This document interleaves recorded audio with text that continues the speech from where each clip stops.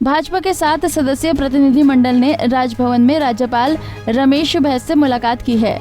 इस बैठक में खनन लीज और सीएम हेमंत सोरेन की पत्नी कल्पना पर सीएनटी एक्ट का उल्लंघन करने का आरोप लगाया गया है। बीजेपी नेताओं ने राज्यपाल से मुलाकात कर मुख्यमंत्री हेमंत सोरेन के खिलाफ कार्रवाई की मांग की है।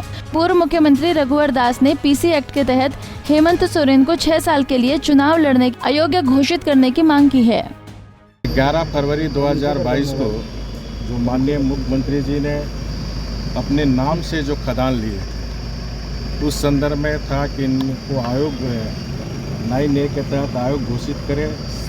दूसरा डिमांड था इस पर पीसी एक्ट लगे। माननीय महामहिम राज्यपाल को हमने अवगत कराया कि इस पर भी पीसी एक्ट के तहत माननीय मुख्यमंत्री पर आप स्वीकृति दे FIR करने। दूसरा, आज 2 मुद्दे पर हम लोग ने महामहिम को दिया। पहला मुद्दा था कि मुख्यमंत्री जी ने अपनी पत्नी के नाम पर इंडस्ट्रियल एरिया आदिवासी के लिए आरक्षित कहकर किसी आदिवासी को उन्होंने ज़मीन नहीं दी, लेकिन अपनी पत्नी को उन्होंने 11 एकड़ से ज़्यादा मीट प्रोसेसिंग प्लांट के नाम पर ज़मीन दी।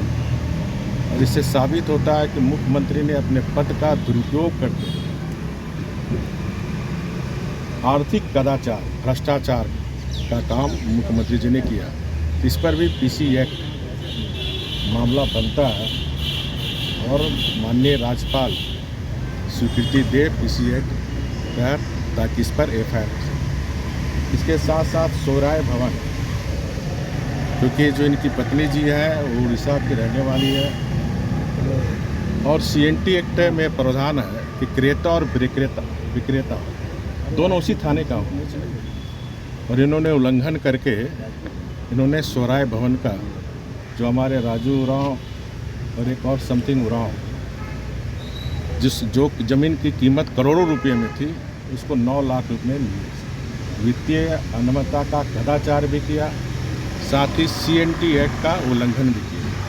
ये भी माननीय मुख्यमंत्री जी ने पद का दुरुपयोग करते हुए, जब हमारी सरकार थी तो हम लोग ने इसको जांच कराने का काम की और जांच की प्रक्रिया चल रही थी। इस बीच सरकार चली गई, माननीय मुख्यमंत्री सत्ता में काबिज हुए और सत्ता में काबिज होते सबसे पहला काम जो CNT एक्ट का उल्लंघन था उनकी पत्नी के नाम पर, उसको रेगुलाइज करने का काम किया। ये भी आर्थिक कदाचार, भ्रष्टाचार का काम है। इस पर भी पीसी एक्ट लगे और मुख्यमंत्री जी को आयोग घोषित करे।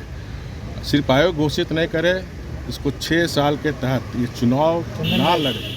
ये भी हम लोग ने महामहिम राज्यपाल से अनुरोध। पूर्व मुख्यमंत्री रघुवर दास के आरोपों का झारखंड मुक्ति मोर्चा ने जवाब दिया है। सुप्रिया भट्टाचार्य ने कहा है कि रघुवर सरकार सहित पूरे बीजेपी के शासनकाल की जांच कराई जाएगी। उन्होंने कहा कि रघुवर दास के दौर में कई तरह के घोटाले हुए हैं, इसलिए अब उनके कार्यकाल की जांच कराई जाएगी। राज्य सरकार बहुत मजबूती से इस पर विचार कर रही है कि जांच के इंटेंसिटी को और उसको टाइम बाउंड करने के लिए किस प्रकार की जांच गठित की जाए, उस पर बहुत जल्दी निर्णय ले लिया जाएगा। सरकार किस विषय की जांच कराएगी?